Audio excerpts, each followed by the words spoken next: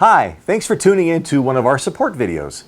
In this video, we're going to help you become familiar with the most important piece of equipment in your house or business when it comes to the internet, and that of course is the router, which is this box right here in front of me. And we're going to go over what all the words and all the lights and what all the ports, all that are about and what they mean, and help you feel more comfortable with what's in your home. But most of you, if you've signed up, some of you people may have something a little different in their house, but almost everybody will have this router right here in their house. And we refer to it by the model number.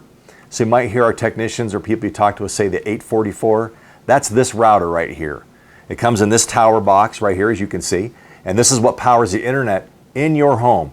And this is one of the strongest, one of the fastest routers out there, and one of the easiest to work with, which is why this is what we use to install. In fact, this router right here can provide wireless internet or Wi-Fi coverage up to 1,800 square feet. And that obviously, there are some things that can block that, like construction of your home, things like that can make it a little smaller. But this can go up to 1,800 square feet, which is roughly the size of the average home, or maybe even a little more. So this device right here can provide you with a great internet experience in your home. But let's talk about what all this means on this router. And you can see these words down here and these lights right next to them. We're going to go over those real quick. The power one, I think, is pretty obvious. If the power is on for this thing, which it's not plugged in right now, that light is going to be on right next to power. And right below that it says broadband, which broadband means internet, right? Broadband and service right there. Also below those, you'll see two that are say Wi-Fi, and one says 2.4 gigahertz and one says 5 gigahertz. Now what this means is this is a dual band router and can run on two separate frequencies. In another video, we're going to go in deep on that and talk about why you need to know that and what you can do with those two to give you the best internet experience possible for all your internet enabled devices. Below that you'll see Ethernet 4, 3, 2, 1. Now let's say you have this sitting next to a desktop computer. A desktop computer can actually plug directly into this router. There are 4 ports for that in the back of this router, so whichever one it would be plugged into, you're going to see that one lit up on the router. So if you plug in port 4 on the back, Ethernet 4 light is going to be lit up. And then if you have 2 for phone, phone 1, phone 2, that's if you have landline phone service at your house, it comes into this as well. Again, if you have one plugged into one of those, you'll see it lit up. And down below here, you see USB. USB, there is a USB port on this. This is used for our technicians only. If they come to your house, you're having an issue with your service, and they want to look inside your router and see maybe if that's the issue, they can plug a device directly into it right there at your house with a USB cable and look right into the router and hopefully solve your issues there. And down at the very bottom, you see this button, and on it, it says WPS. Now, what does that mean? Well, let's assume, first of all, that everybody has a password on their Wi-Fi network, that it's protected. And if you don't, we strongly suggest you do. Have a password to lock down your internet so no one can hack in and use your internet and for everything else, especially people you don't know that are using it. But let's say you go out and buy something such as a wireless printer and you want to hook it to your network. Kind of hard to type in a password on a printer, right?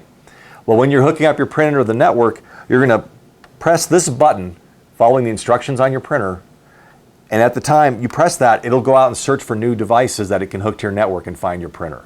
And then your printer will be connected to your protected network. That's what that's for.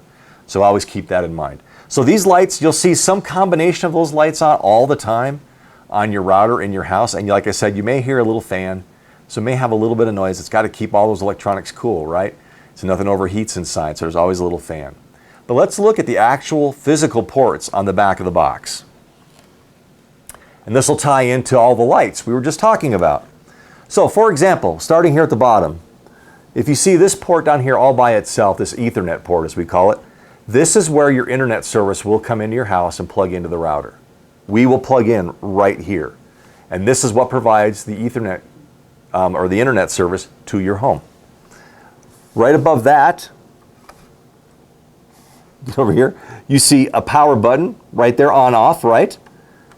This right here obviously says power. That's where the the AC adapter, the power cord plugs into the router to provide power. But you see an on-off button right here. We'll get back to that in a minute. But this is obviously turn it on, turn it off. Here are the 2 ports we talked about for telephone. If you have landline service, this is where they would come into the router. These 4 yellow ports, these are where you could hook up to 4 devices directly to the router with a cable, such as a desktop computer. You'd use one of these ports to plug in. We also up here have one that you see this little hole with a round circle, a red circle around it. Circles around. And it says reset. We'll get back to that in a minute. And the USB port, again, this is where our technicians would put a USB cable if they do a service call to your house to come out and check your router directly. So we do get questions a lot of times. One of the big ones is, what is the difference between rebooting my router and resetting my router? It's a good question, and there's a very important difference. If you're having an issue with your router, the very first thing we're going to ask you to do, if we can't see what it is we're going to ask you to reboot it. And what that means is just turning the power off and then turning it back on. So this will be pressed in a little farther if it's on. To turn it off, you hear it click, you push it in and let it go. And all the lights will go off, the fan will stop. Give it about 30 seconds. And then after 30 seconds, click it to plug it back in or turn it back on. And then after a couple of minutes, you'll hear all these things going on the fan. You'll see all these lights going off and on. It's going back and finding everything it needs to find and getting reset. So let it do that. After a couple minutes, all these lights will go back to normal like you remember them. And then see if your internet service works then. And many, many times that will fix that. In fact, we would recommend if you're having an issue with it and you notice maybe even something different on your lights on your router, or you're having an issue with the internet service, try rebooting your router first by doing the on and off. Now the reset there is an actual button that's inside there, and there's a reason it's inside it so you cannot push it accidentally.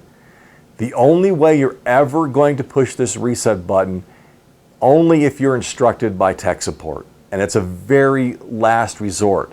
The reason why, if you put a paper clip in there and push that button inside reset, it'll wipe everything out on your router and return it to factory default. All the factory settings, which means it's forgotten your networks, it's forgotten your devices, everything, and that's gonna have to be reset from scratch.